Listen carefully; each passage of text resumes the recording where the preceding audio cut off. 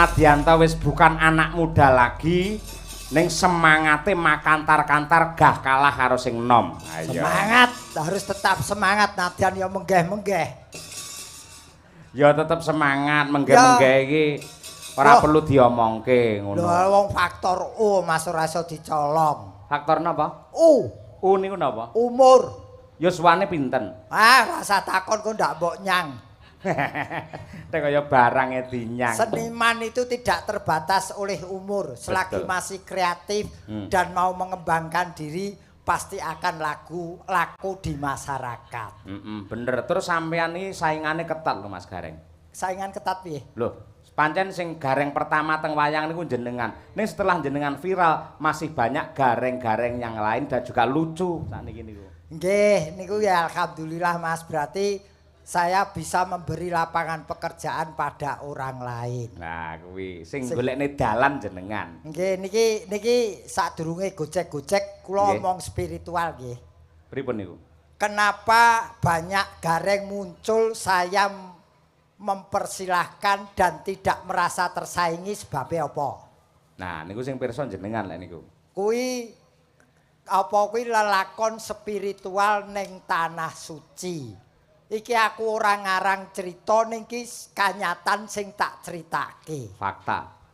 Fakta rikala semono aku salat ning Masjidil Haram, Masjidil Haram kae. Kuwi salat tanpa sajadah jejer-jejer wong akeh. Kabeh ki ora nganggo sajadah termasuk aku. Lah kok saka mburi ki muncul wong nggawa sajadah. Kuwi ditata ning ngarepku, dheweke ning sebelahku trima salat tanpa sajadah. Sing nganggo sajadah malah jenengan. Malah sajadahe kon nganggo aku. Iki lak nyala wadien kanggone wong Jawa. Betul. Ing atase wong sakmono akeh sing disili sajadah guraku, tur dheweke dhewe ora nganggo sajadah. Lah iki tak terjemahke, Mas. Pripun?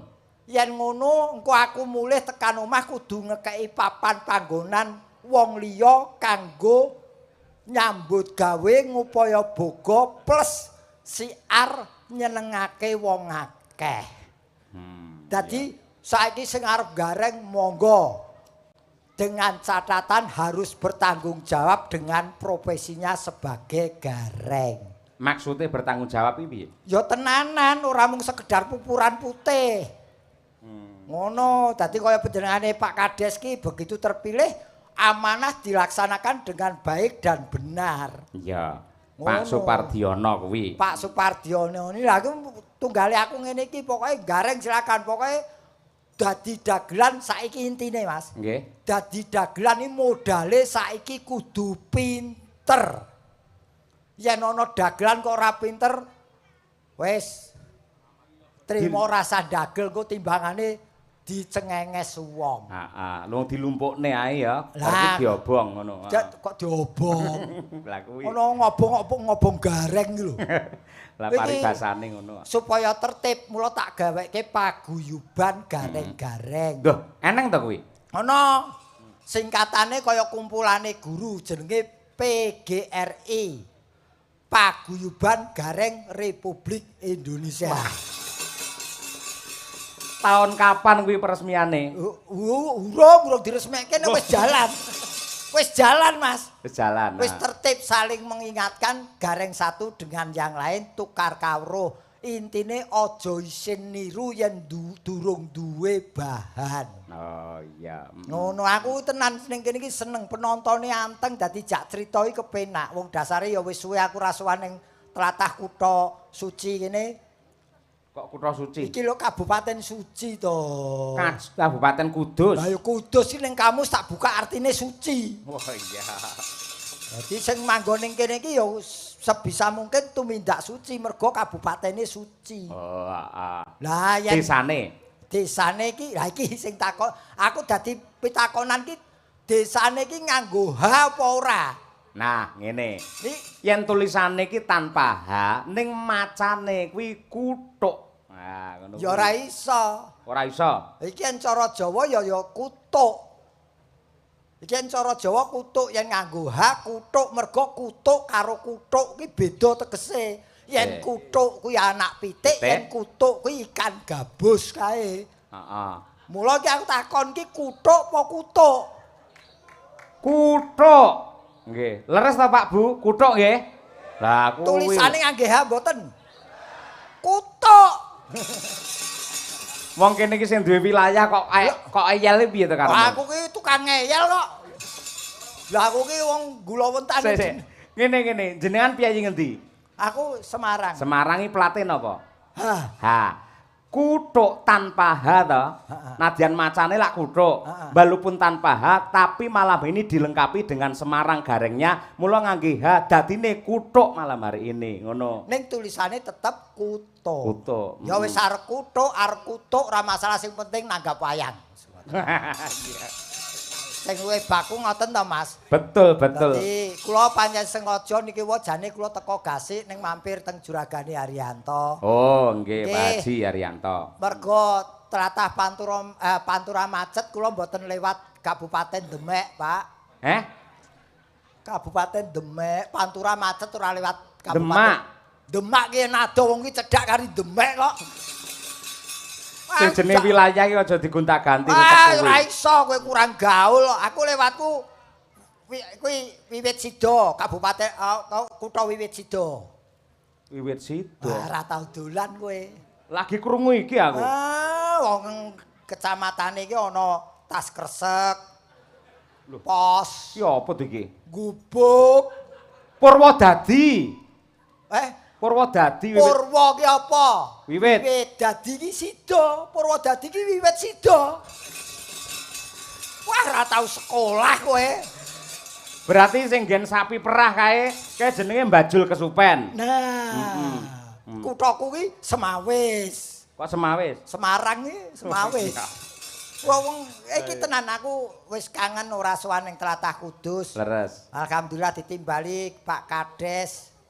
Wah luar biasa Pak Supardiono niki SPD, Mas. SPD ki rata-rata panitia ki SPD kabeh perangkate Mas Gareng. Nggih, mula niki kula mboten ngumumin pendak taun gelar wayang ngeten gelar kesenian. Kesenian tradisional ya sok ketoprak, ya ki wayang lah. Mula jenenge we kuthuk. Kuthuk. Ki tulisane nganggo H apa ora? Ya dicocokne karo asline kene ora perkara bener luput ning kesepakatan tanpa H. K kuwi kepala desanya Bapak Supardiono SPD. Betul. Ya ta? Undaan kecamatannya Kudus kabupatennya. Leres, nggih. T tiap tahun mengadakan sedekah bumi. Untuk hiburannya wayang kulit dalangnya Ki Cahyo Kuntadi. Ya pas lho. Terakhir K. Iki kelihatan rame wong ada garengnya dari Semarang. Elak tenan kaya mesa katut lah awakmu. Wis dianggarke Pak Kades kok. Tenan iki aku sok-sok krungu sedekah dimusrike. Sedekah di apa jenenge? Haramke. Jane sing ngaramke iki mergo urung ngerti tegese sedekah. Nah, iki. Mumpung ketemu karo Pak Haji Gareng, sedekah niku pripun? Aja diundang haji, engko ndak aku ra iso nakal. Lho malah tembung haji iki nggih membatasi, membingkai supaya jenengan ora nakal. Bener. Aku jane lak tau krungu to haji iki tegese lak tamu. Betul. Tamu rikala ning tanah suci. Leres. Ning aku mone yo risi diundang haji wong aku ki nul putul bab agama ning dikeparengke sowan nang kono. Ning bareng tak telaah haji ki kanggo ngrangkeng awakku supaya ora berbuat sing elek. Leres. Mula ya dipanggil haji ya tak ya wis tak nggo ngati-ati uripku. Iki sida nerjemahke iki. Oh sida piye ora sida? Sing tak terjemahke apa? Mau kutuk wis. Sedekah. Kuwi sebagai rasa syukur kehadirat Allah Subhanahu wa taala karena telah diberi rezeki. Betul. Dengan harapan tahun depan rezekinya semakin melimpah ruah. Kah kuwi saka tembung barokah. Jadi rezeki yang diterima barokah. Dan bermanfaat bagi kehidupan masyarakat di sini. Nah, komplite kuwi sedekah bumi. Bundar bentuknya. Apa kuwi? Wah, ora tau belajar ilmu bumi ngene iki lho. Diterjemahke babakan sedekah bumi kuwi kok malah bundar lho ora. Lah wujude bunder apa ora? Ya bener bundar. Oh, bumi wujude kotak numplak kowe. Iya. Heeh, bundar. Mi. Kok mi? Loh, sedekah bumi. Wong pinter ki ya per huruf. Oh iya. Digampangne malah ra gelem ya. Wah, dicucukke karo sangune kok. Wah iya. Cocok lek ngono. B mau piye? Bentuknya bundar. Lah ya tak urutke. U. Untuk hidup makhluk hidup ciptaan Allah Subhanahu wa taala. M. Mengandung berbagai zat-zat yang berguna bagi manusia. Upamane zat apa? Lho, ya ana zat ki macem-macem, Mas. Ana zat apa? Sing berupa emas, minyak, terus wis macem-macem lah aku pelajar aku ora tau kimia kok mbok takoni zat. IPS kok takoni zat. Heeh, terus. I. Ini harus kita jaga dan rawat. Kalau tidak akan bahaya bagi umat manusia. Betul. Dikumpliti pisan sing mengamini sedekah bumi wayangan adalah Bapak Kades Supardiono.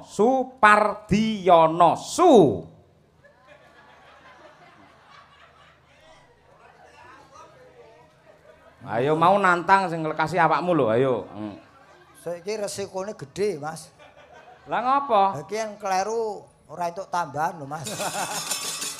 Lah wis dilunasi panitiane tanggung jawab sik golek tambahan lho ora. Nggih, nuwun sewu nggih Pak Kades. Pak Kades yang menika nggih. Rasukan batik. Nuwun sewu lho Pak, menawi wonten klentunipun, menawi leres lan sae nggih ngertos piyambak ngoten. Ayo. Suki supel piyayine. Heeh. Bergaul piyayine. Pari ilmu sing dianut. Tegese semakin berisi semakin menunduk. Elok. Dipilih karena beliau memang pantas untuk dipilih. Yo. Yoso bangunan kanggo majokake desane. Terakhir no. Nonton wayang kulit kuwi hobine. Lho iki lho sing diarani dagelan kudu pinter ngene iki. Lah nggih, sae nggih Pak Kades. Alhamdulillah sae nggih Pak.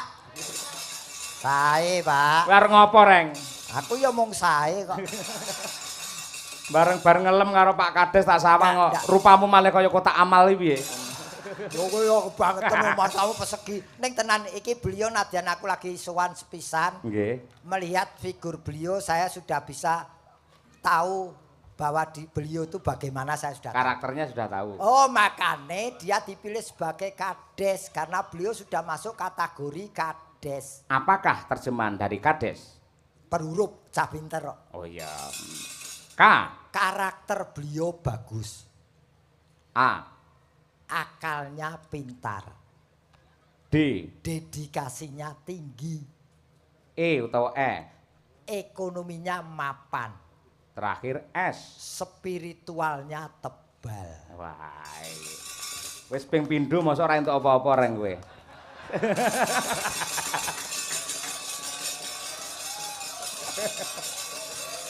Ning kagem piyayi mriki iki reng tak kandhani. Piyayi mriki iki kebak tata krama. Saru yen nganti wujude maringi arta atau bebungah marang dagelan ki saru. Nggih mboten Pak, menawi mboten menawi saru maringi transfer nggih saged. Meksa golek akal ora. Wong aku ki ya wong kepiye wong jenenge diparingi iki ya matur sembah nuwun. Kaprahe Kades iki uga disebut lurah. LURAH. L. Lho, iki ana lurah barang to? Lho kaprahe lek diarani Mbah Lurah, Pak Lurah ngono kae. L ki lumrahe sing ngangkat wali kota. Lek kota ngene ya. Sing banyak-banyak ada lurah itu kota. Karena tidak dipilih tapi penunjukan dari wali kota. Usianya kebanyakan masih muda atau menjelang pensiun. Sik piye kuwi? Muda apa pensiun? Yen muda sisan, ning yen tuwek ya menjelang pensiun paling 2 tahun kas pensiun. Oh iya. Kuwi lumrahe. R. R. R. Iki sing golek R iki lho sing angel mergo ora ana lurah iki lho marai. Arep tak apik-apik ya engko ora ana sing nyawer. Halah, aja ngono sing ikhlas kok. Ya rumeksa wilayahe kuwi tugas utamane. Heeh. Iki administrasi sudah mencapai puncaknya karena biasanya memegang lurah itu justru orang yang sudah berpengalaman.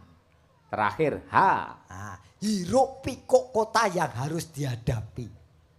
Mergo akeh-akeh lurah ki ning kutha. Ning saya iki jujur Mas. Pripun? Saya lebih seneng kalau kades dengan cara dipilih masyarakat daripada lurah yang ditunjuk oleh pejabat. Sebabe Mergo yen lurah kuwi tanggung jawabe ya karo pejabat sing nunjuk. Ning yen kades tanggung jawabe karo masyarakat iki. Yen ana eleke sing negor masyarakat, yen lurah sing lantik kuwi pejabat, masyarakat arep nesu luweh sing penting sing ngangkat aku guya-guyu. Oh iya. Bedane kan kono kuwi. Lho iki aku apa none lho Mas. Bener. Mula aku wilayah nggonku arep tak usulke kades mon Pak, ampun lurah. Mila nalika sore mau lak Pak Lurah utawa Pak Kades wis ngendika to. Nggih. Perkara wayangan utawa ketoprak utawa liya-liyane saben sedekah bumi itu panjenengane mung ngamini apa kang dadi kersane warga masyarakat kabeh. Lah tegese pancen ya menjadi wadah keluh kesah oleh warga masyarakat wonten ing kuthuk mriki amanah dijalankan untuk membawa kuthuk semakin barokah. Lah kuwi. Jadi ini beliau ngamini iki tegese nurut marang masyarakate. Tahun iki ngersake wayangan mula digelar wayang. Leres. Upama tahun buri ketoprak ya digelar ketoprak wayang kula saged, Pak. Sik to piye to ketoprak wayang saged iki? Aku ndagel ning ketoprak ya kulino. Mboten kudu wayangan, Pak. Upama wayangan dalange mboten kudu niki. Diapurmu kowe iki rene sing ngejak aku nek malah aku kok jelokne piye? Ayo gur ngejak tok wis sombong sing bayar lho Pak Kades lho. Kowe tak kandhani sampeyan iki kurang bebles le mirsani ketoprak. Piye to? Ketoprak men iso ketoprak karo wayang digabung Mas Gareng. Siswa budaya Tulungagung kae ana lakon Dalang Sapa Nyono. Di dalam ketoprak masih ada wayangnya. Kuwi jenenge ketoprak gedhok. Heeh. Campuran antara wayang lan ketoprak. Ngono kuwi. Ngono. Nek iki aku seneng tenan ketok rukun, ketok nyawiji. Inilah beliau. Pak Kades betul-betul orang yang seneng kumpul karo wong akeh. Iya. Ana tembung-tembung sing apik, Mas. Cari orang kaya, golek wong sugih akeh. Golek wong pangkat akeh. Golek wong pinter akeh. Sing langka kuwi golek wong sing iso kumpul karo wong akeh. Iya iya. Mudeng ra kowe? Mudeng. Nah, mergo watake warga masyarakat ki beda-beda. Nggih. Menungso tipake padha lonjong, sok-sok atine ora golong. Pak Lurah utawa Pak Kades mempunyai kewajiban ngerangkani piyai sing watake beda-beda. Mula ki dikumpulke kabeh. Ngono ki. Pancen wong kumpul ki marake kepenak ning awak kok. Sik, iki omonganmu iki kumpul apa maksude? Wah, iki ngeres kayaknya. Kumpul ngene iki lho. Oh, bersama-sama berkumpul ngono. Heeh, wong kumpul kok tekan ndi-ndi. Aku ora kumpul wis dadi kok. Cara ngerti. Tak golekne kanca Mas Gareng. Sinten, Mas? Yo, Mbak Umi Hafifah sing wis dinteni karo panitia. Oke, Yo, dikormati nganggo tukung-tukung. Ya. Maka to Madangkara Karanganyar Surakarta. Dados. Yo.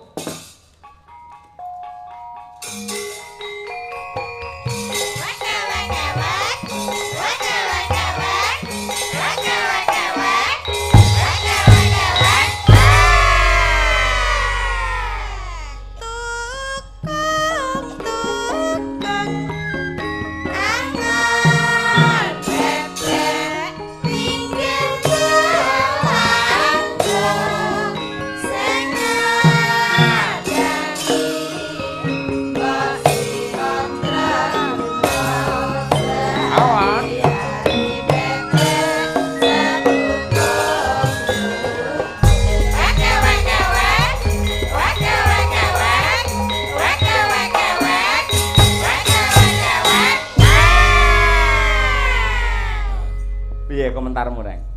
Sing tak takoni. Kowe lagune iki apa? Tukung-tukung. Tukung ki apa? Bebek. Pitik. Pitik. Ngarang tukung ki ya sing ngangon bebek. Oh nggih.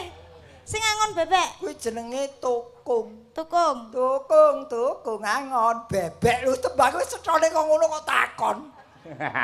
Oh nggih. Oh, kalah anu, wawasan awakmu mlebar kuwi. Ora, aku suara merdeka kok wawasan. Wah iya. Kalah pinter ngono lho tegese. Ya, Dek ya. Nggih, Ya iki lagu lawas sing dipopulerkan lagi oleh Mas Cahyo Kuntadi. Nggih, Kung. Nah, kangkung. Lah pripun? Kok darek aku tukung. Ya Om. Omplung. Lah jenengan pun sepuh lho. Lah kok ora ditebaske? Iya. Kalian Baranto aku. Iya. Ya wis ora apa-apa arep undang apa wae ora masalah, sing penting tetep ngajeni marang wong tuwa. Nggih. Penting karena sekarang pendidikan lebih fokus kepada IQ dan SQ, tapi EQ-nya tidak terjamah, maka banyak anak yang sasar susur. Nggih. Benar niku. Nah, mula kowe sing pinter ya, Nduk. Nggih, Kung. Ya wis ora masalah. Iki kowe dinteni piyai kene tepungno jenengmu sapa, sekolahe ngendi, asalmu ngendi? Nggih. Nami kula Umi Hafifah, Pak, Bu. Kula saking Pulung Ponorogo. Kula sekolah ten isi Surakarta. Sakmenika kula tesih jomblo. Sik kowe kenalan apa tawa? Jomblo niki ora usah diomongke. Semester pira ngono ya reng kudune. Semester pira kok jomblo? Oh, semester pira? Semester sekawan. Iku apa? Fakultas apa? Jurusan apa? Fakultas Seni Pertunjukan. Jurusan Karawitan. Oh, ya syukur. Wis dibojo apa durung? Dereng. Kan jomblo. Akeh sing wong durung dibojo ni wis meteng ya akeh. Ayo. Nggih, sing hati-hati ya, Nduk. Nggih. Dadi cah wedok isih prawan ngati-ati urip. Nggih. Akeh codot sing Nggih, Kung. Hati-hati sebelahmu pas ki ya codot kuwi. aku ora codot, Apa? kampret. Dari Salah codot. kampret. Nih, iki spesial anak ini. Saya kenal dia mulai dari kelas berapa, Nduk? SMP ya? Nggih, SMP. SMP agar nonton terus nyusul awakmu gitu, Mas. Heeh, ning Nyusul Ponorogo ning mbiyen. gong kae. Nggih. Wah, sik culun. Nggih. Saiki lunyu. Suarane lunyu Oh. apik, undak-undakane apik. Saploke tak latih iki lak wis. Latih napa? Lah kowe tak latih apa ora? Mboten. Ora ya wis rasa nesu. Ora tak latih kok nesu. Lah jenengan ngendikane sakploke dilatih, sakploke Lah jenengan kowe tak latih apa ora? Mboten. Ya wis. Rasa nesu to. Angel. Tidake umur. Dalem. Kowe matur Pak Kades, ngersake lagu apa? Nggih. Ayo. Pak Kades, jenengan ngersakne lagu napa? No, Pak. Hidup dibui. Napa, Pak? Wah, nggih.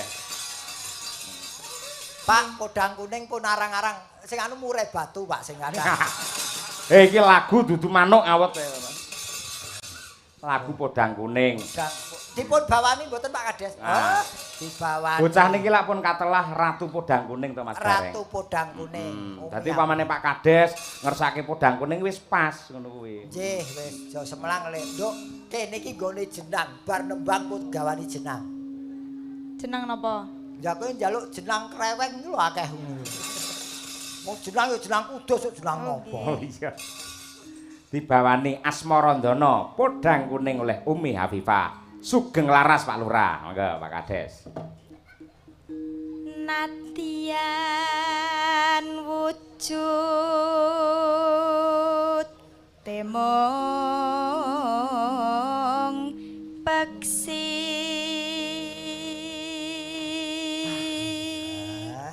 Aku seneng seragam iki idene sapa iki ngene iki? Kula. Iki apa motif apa iki? Lurik. Lurik iki tegese apa? Duka. Lho kok ula-ula ora ngerti tegese. Lurusa anggon lumaku aja sok seneng lirak-lirik. Kuwi lurik. Lirik. Kowe malah menteleng ora. Lurik ngopo ki warnane kok iso putih karo ireng Mas Gareng? Apa? Kok putih karo ireng lurike? Putih ki puruna puruna apa ki jenenge? Usaha aja sok seneng merintih. Oh iya. Ireng kuwi iri dengki ora kepar. Oh iya. Iki wae dedek. Ayo. Nek ijo napa ijo? Ijo ki donga awake dhewe kudu donga barang ijo iso jodoh nyambut gawe karo wong kene. Mergo yen jodoh sesuk taun ngarep ditimbali meneh. Amin, wayangan. Amin. Tahun ngarep wayangan klasik tanpa dagelan. Nggih. Pak Kades tanpa dagelan udan deres. Malah dongane elek ora. Men, aku ora dijak. Yo. Agawita lineng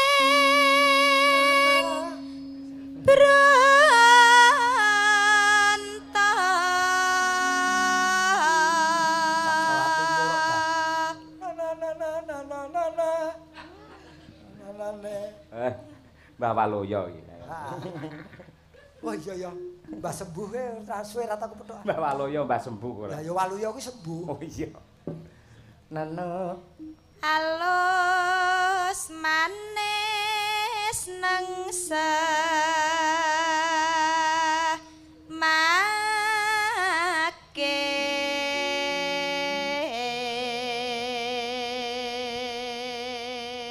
Sik Mas Gareng, gandeng sing mirsani iki ora mung piyai sepuh tok, akeh bocah nom malah bocah cilik akeh. Men ngerti maknane tembang iki, Umi sing nembangke basa Jawa, basa tembang jenengan bahasa Indonesia. Oke. Kok gak dari tadi lu bicara? Aduh, langsung Indonesia omongane lolo gue ora. Gua kan tunggu perintah lu.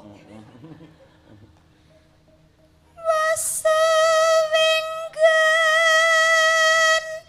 kong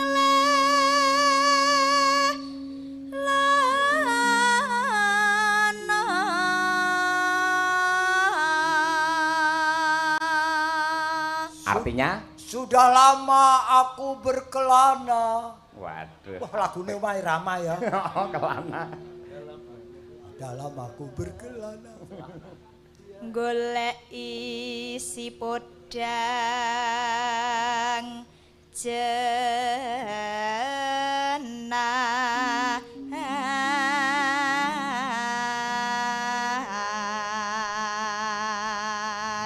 mencari burung podang kuning. Iya. Iya toh. Terus ibu bunga Betapa senang hati. sik to ben dientekne sik. Susu nyapa to? Selak lali kok, Mas. Ben sak larik sik nganti titik lagi diartikan ngono. Terus no. ibu bunga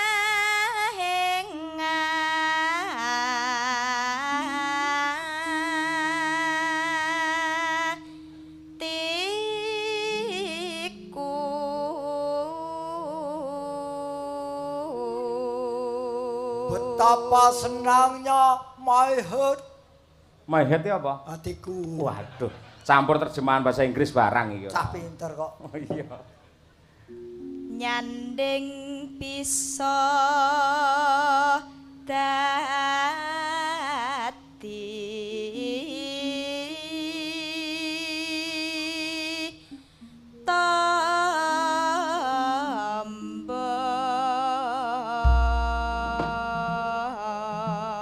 Berdekatan bisa menjadi kapsul. Kok iso kapsul? Tombo iki lho obat ki ono sing kapsul. Saya ngene, iki malah tembang kegampangan. Aku sing basa Jawa, sampean Indonesia. Oke. Ayo. Sugeng dalu bapak-bapak, ibu-ibu.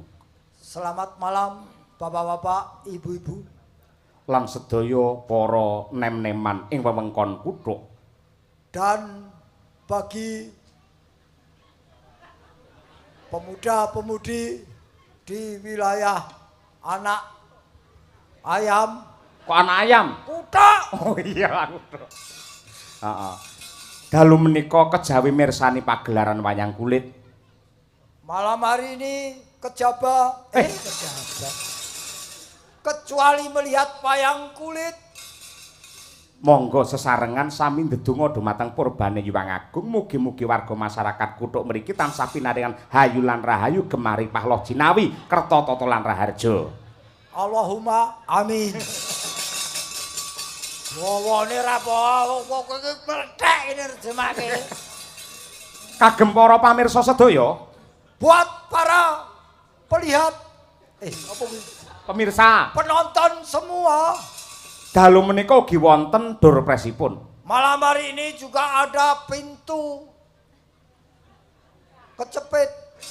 Apa kuwi? Door press. Oh iya. Door ki pintu, press ki kecepit, dadi kecepit pintu. Dene hadiahipun Yaitu ingkang sepisan yang sepeda motor. Yang pertama-tama pit motor. Angka kalih nenggih televisi. Nomor 2 adalah tontonan kecil. Apa kuwi? Televisi, tontonan kecil, tontonan gede, bioskop. Hadiah ingkang angka 3 nenggih nggih, hadiah napa? Wujudipun truk. Hadiah nomor 3 berwujud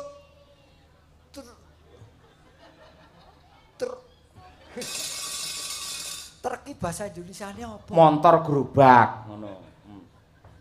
Iya. Iya. Angel men kok terjemahkan piyai kene iki basa Jawa wis iso nampa kabeh. Ha iya. Wong pendak taun mirsani kesenian tradisional. Lho aku ngetes awakmu kuwi kok ya. Ngetes loro mata apa piye dites? Ha iya, ngelak luar biasa. Nyambut gawe iso nerocos kabeh to ra iku. Ngopo? Panas. Panas. Lho ra apa-apa.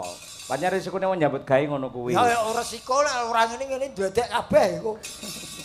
Sing ngongkon pupuran putih ya sapa? Sing bayar. Ha iya. Pancen gareng pupuran putih kok gareng pupuran ireng lak belung. Ha iya. Monggo dipun aturaken podang kuning oleh Umi Hafifah. Yuk. Esuk awan ning omah wis ora krasan. Keluyuran anggoleki sing tak sayang. Mubeng mider anggonku goleki ora krasa esuk awan